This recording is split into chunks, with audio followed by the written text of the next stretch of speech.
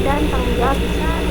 Sebelum kita lanjut ke presentasinya, saya akan memperkenalkan anggota kelompok kami. Yang pertama itu ada saya sendiri dengan Anissa Diramadani dengan NPM 24782030, Arum Putri Caksana 24782039, Sandy Arita 247820.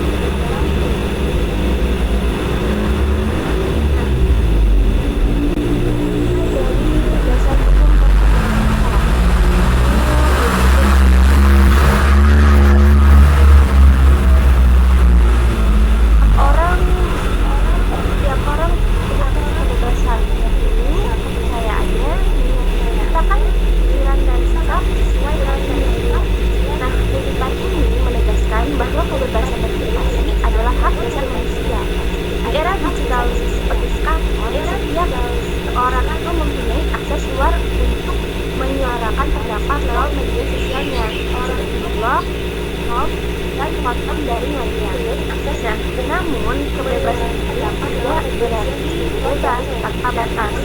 Harus juga diiringi dengan tanggung jawab moral dan sosial. Karena itu, kebebasan bisa menimbulkan konflik, dan dampak sosial yang besar. Nah, contohnya yang pertama adalah postingan provokatif di media sosial bisa menyebar dengan cepat dan menimbulkan pertikaian kelompok. Nah, karena itu penting bagi kita dan teman-teman memahami batasan dan aturan dalam berekspresi di ruang digital.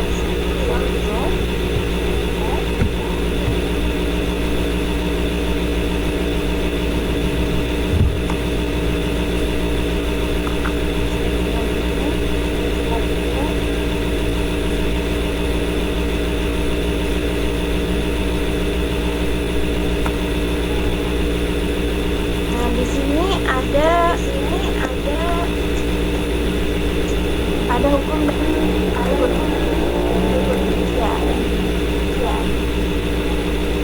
Nah, sekarang mari kita lihat hasil dan regulasi yang mengatur kebebasan berekspresi di Indonesia maupun dunia. Yang pertama itu ada UU ITE nomor 11 tahun 2008 yang direvisi tahun 2016. Pasal 20 melarang konten asusila dan penghinaan dan hoax. Sedangkan di pasal 28 itu melarang penyebaran kebencian berbasis sara. Kemudian di pasal 29 mengatur ancaman atau error atau online. Nah, yang kedua itu ada di UU PDP atau perlindungan data pribadi di tahun 2012. Nah, aturan itu oleh pengguna data pribadi. Juga itu penggunaan datanya hanya boleh dilakukan dengan persetujuan data. Nah, kemudian yang ketiga itu ada Permenkominfo nomor 5 tahun 2020. Nah, aturan tersebut itu untuk mengatur platform digital seperti Google, Twitter, dan itu untuk menurunkan konten ilegal atau yang melanggar hukum. Nah, sementara itu Amerika Serikat itu ada beberapa regulasi penting. Yang pertama itu ada CDA. CDA itu Communication Decency ACT. Itu untuk melindungi anak dari konten porno online. Nah, yang kedua itu ada COPPA atau Child Online Protection ACT.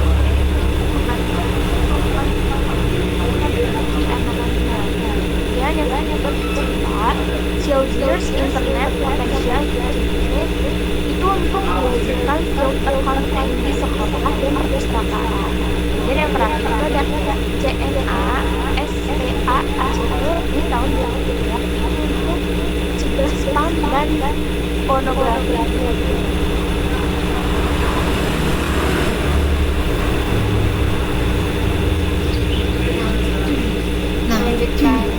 Melanjutkan materi selanjutnya yaitu tentang isu dan dinamika di dunia digital. berdasarkan ini memang di dunia digital ini memang kebebasan yang sangat luar biasa. Itu kita bisa menyampaikan pendapat, berbagi ide, bahkan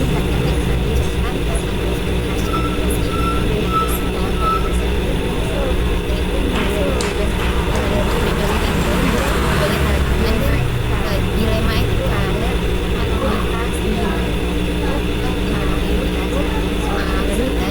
seorang bisa menggunakan identitasnya saat berpendapat di media sosial. Nah, di satu sisi ini bisa jadi hal yang positif karena orang bisa bebas berekspresi tanpa takut diintimidasi dan kehilangan pekerjaan. Misalnya kayak whistleblower atau aktivis yang mengungkap kasus korupsi kadang perlu anonim agar tetap aman untuk identitas. Tapi di sisi lain anonimitas juga sering disalahgunakan, kayak banyak akun palsu yang digunakan untuk menyebarkan ujaran kebencian, hoax, dan disinilah munculnya dilema kayak apakah anonimitas ini seharusnya dilindungi sebagai bentuk kebebasan berekspresi atau justru perlu dibatasi agar tidak menimbulkan kerugian bagi orang lain. Nah, isu yang kedua adalah kebocoran data versus transparansi publik, yaitu di kasus Jorka tahun 2022, di mana data pribadi masyarakat Indonesia bocor dan diperjualbelikan di internet. Sebagian orang menilai Jorka membuka publik tentang lemahnya sistem keamanan cyber. Tapi banyak juga yang menilai tindakannya melanggar hukum dan etika karena menyebarkan data orang lain tanpa izin. Dari sini juga munculnya pertanyaan besar kayak apakah niat baik bisa membenarkan cara yang salah. Selanjutnya ya ada sensor versus kebebasan informasi. Nah, banyak orang menolak sensor karena dianggap membatasi kebebasan berbicara. Tapi kalau kita lihat dari sisi lain, sensor juga punya fungsi penting nih, misalnya untuk memblokir konten pornografi anak-anak, untuk memblokir konten ujaran kebencian. Nah, masalahnya muncul ketika sensor digunakan berlebihan, misalnya untuk membungkam kritik terhadap pemerintah. Jadi tantangan kita itu sebenarnya adalah mencari batas yang adil antara kebebasan dan perlindungan. Yang selanjutnya yang keempat itu adalah spam dan pelanggaran privasi. Jadi kita pasti pernah dapat kan promosi aneh yang spam kayak gitu, telepon atau nomor yang gak dikenal kan. Terus banyak iklan muncul yang tiba-tiba. Nah, itu artinya data kita itu sedang dilacak akan digunakan tanpa izin. Ini bukan cuma melanggar hukum tapi juga melanggar etika digital karena menggunakan informasi pribadi seorang tanpa persetujuan. Nah, selanjutnya itu kita bakal bahas kasusnya dan yang konteksnya ada di Indonesia. Yang pertama itu tahun 2017 ini, dimana di dalamnya mengandung politik dan sara di media sosial. Pertanyaan politiknya yang kemudian disebarluaskan di media sosial menimbulkan kontroversi besar dan perpecahan nasional. Banyak dari pihak yang mendebatkan apakah itu bentuk kebebasan berekspresi atau justru ujaran yang menyinggung kelompok-kelompok tertentu. Nah, selanjutnya yang kedua adalah pornografi dan moral publik, yaitu tentang konten TikTok dan OnlyFans yang menyalahi norma. Sempat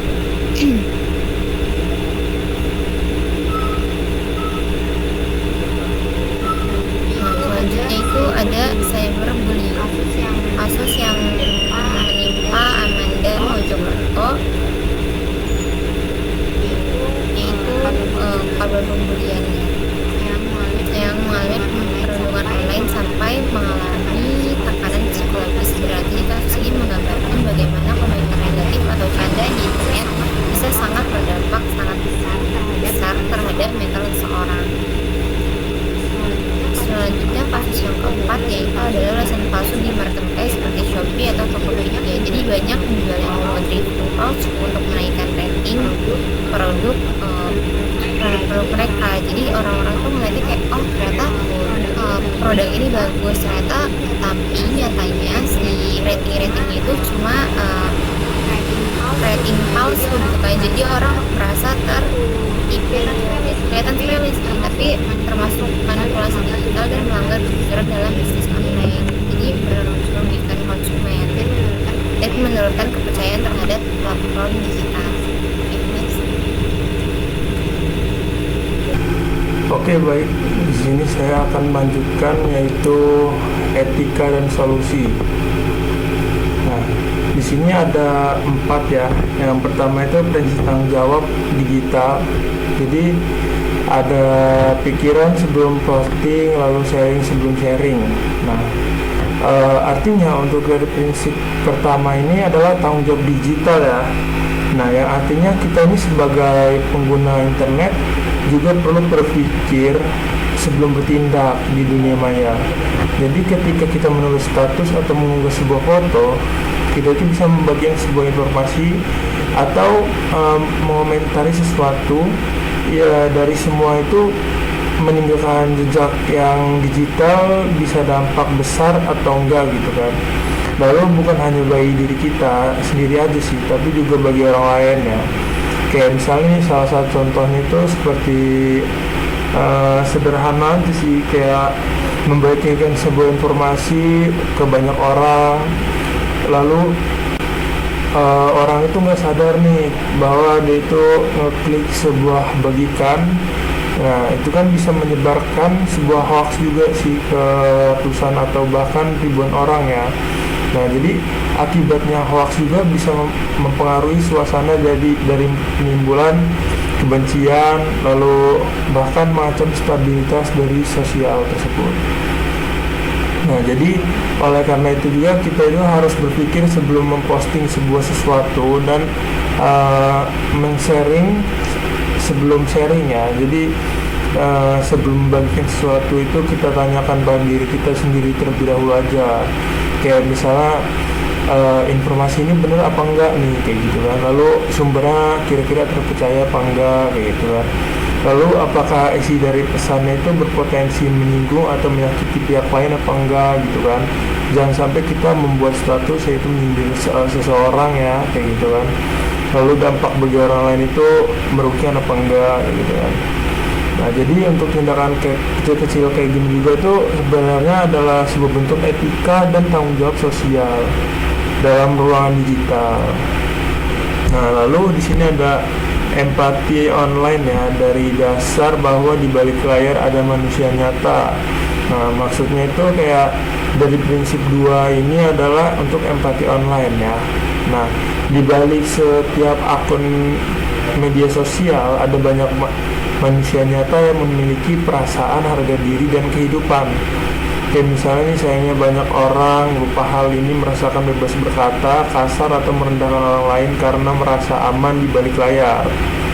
Lalu fenomena kayak cyberbullying adalah contoh nyata dari kekurangan empati online itu.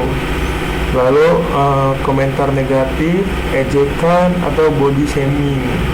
Nah, ini kan biasanya juga sering ya untuk dianggap bercandaan oleh sesuatu orang juga ya. Cuman kan ada orang yang biasanya diajak bercandaan juga bisa, kadang enggak ya. Kita juga kan lihat juga tergantung orangnya ini kayak gimana. Nah, juga kan ini kan juga kan bisa bikin orang sakit hati gitu kan.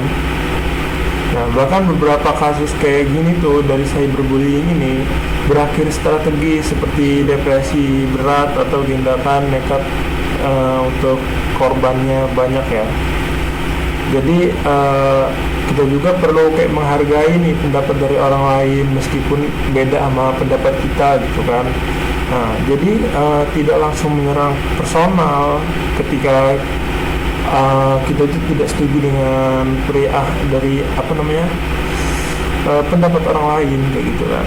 Lalu ketika orang menyampaikan kritik dengan cara yang sopan dan membangun relasi seperti itu kan, memiliki kata-kata yang bijak saat berkomunikasi kayak gitu.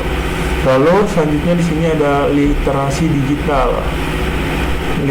Literasi digital itu di sini adalah literasi digital ya, bukan sekedar bisa menggunakan smartphone atau media sosial aja sih.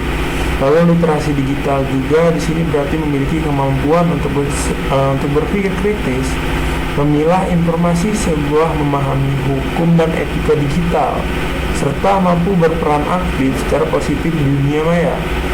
Lalu pemerintah Indonesia sebenarnya juga sangat serius ya untuk mengembangkan literasi digital ini.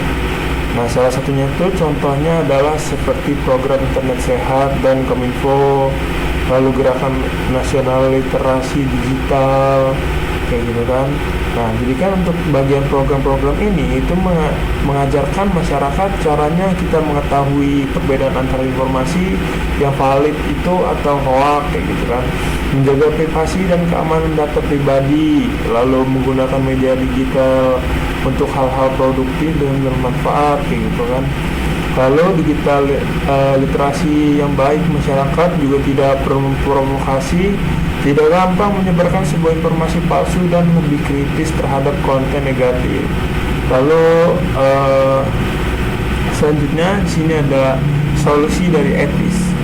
Solusi dari etis ini juga kita tuh kayak perlu sebagian pengguna internet, kita bukan hanya sebuah konsumen pasif dari gimana ya, tapi kita juga punya peran aktif untuk menjaga sebuah ekosistem digital agar tetap sehat. Jadi jika kita menemukan sebuah konten yang berisi ujaran kebencian, hoax, atau pornografi, perjudian, penipuan, atau konten lain gitu kan yang melanggar hukum, nah kita berhak nih untuk mewajibkan atau melaporkan konten-konten seperti tersebut. Nah, jadi pemerintah ini melalui Kominfo menyediakan sebagian saluran pelaporan, dari salah satu adalah aduan konten ID. Kayak misalnya contohnya itu TikTok, Facebook, Twitter, itu kan ada ya namanya fitur lapor ya, biasanya kan ada kan. Lalu di sini juga kan dapat mencegah penyebaran konten yang berbahaya, lalu melindungi pengguna lain dari dampak negatif, dan menciptakan sebuah ruang digital yang lebih aman, kayak gitu. Jadi coba kita bayangin ya, jika setiap orang itu peduli dan ikut melaporkan konten yang tidak pantas, maka dunia maya akan jauh lebih sehat. Jadi solusi bukan hanya di tangan pemerintah atau platform, tapi juga di tangan kita sebagai pengguna, kayak gitu. Nah, selanjutnya di sini ada selanjutnya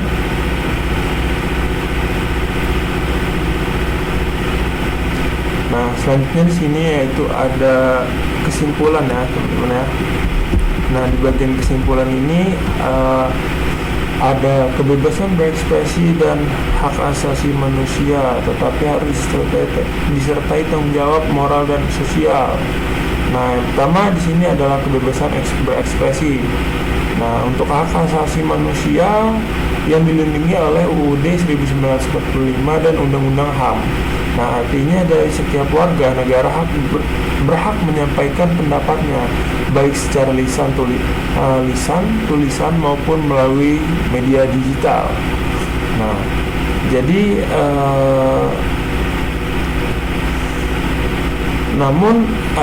jadi hak ini juga tidak bersifat absolut ya. Ada batasan moral, etika, dan hukum yang mengiringinya.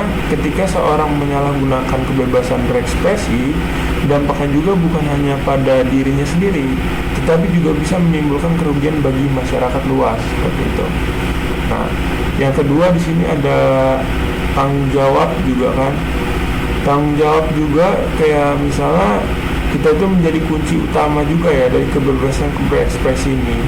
Jadi harus diiringi untuk dengan tanggung jawab sosial, berpikir sebelum bertindak, menjaga empati, menghargai perbedaan, dan tidak menyebarkan informasi berbahaya.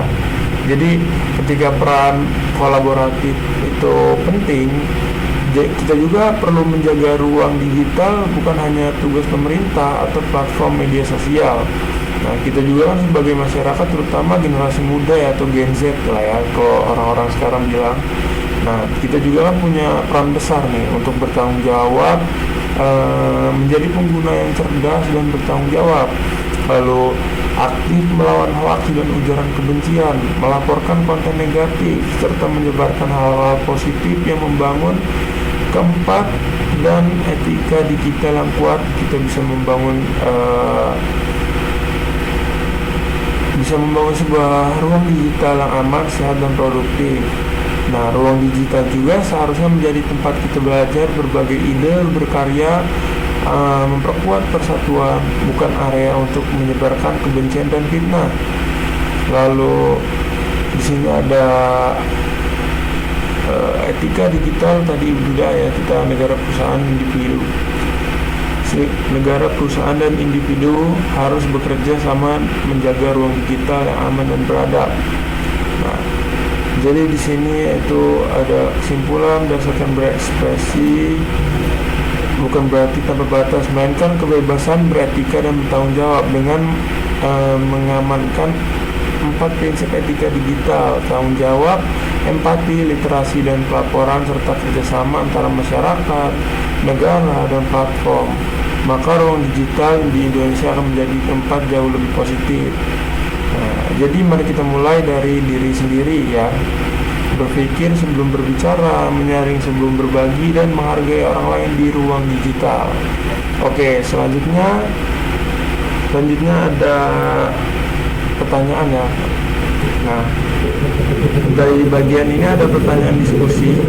Nah, untuk di pertanyaan diskusi ini bisa kita lihat ada 3 pertanyaan. Kapan kebebasan berbicara menjadi pelanggaran? Dan yang kedua, apakah anonimitas selalu perlu? Apakah sensor melanggar hak berekspresi? Nah, di sini kita akan berdiskusi sedikit kepada teman-teman kita. Nomor 1, menurut kalian gimana? Ada yang mau berbicara terlebih dahulu? Saya ya. Oke, boleh. Menurut kebebasan berbicara menjadi pelanggaran. Kalau menurut saya sendiri itu kebebasan berbicara itu menjadi pelanggaran ketika digunakan untuk kebencian. Ada hoax, dengan orang itu yang merugikan orang lain itu. Jadi kebebasan itu tetap ada batasannya selama tidak melanggar hukum atau etika. Seperti itu. Oke, bagus sih sebenarnya kalau kayak gitu ya. Nah, mungkin untuk Arum ada pendapat lain? Kurang lebih sama sih kayak Nisa, soalnya kan kapan kebebasan berbicara menjadi pelanggaran ketika mungkin komentar kita atau kata-kata kita itu mulai menggiring opini yang menyakitkan buat orang lain, yang merugikan buat orang lain. Iya. Mungkin kalau untuk saya ya, kayak kebebasan berbicara itu menjadi pelanggaran sebuah ketika jadi isi ucapan kita ini tersebut juga melanggar hukum ya kan, dapat merugikan orang lain, lalu kita juga bisa mengancam mengancam orang lain juga ya.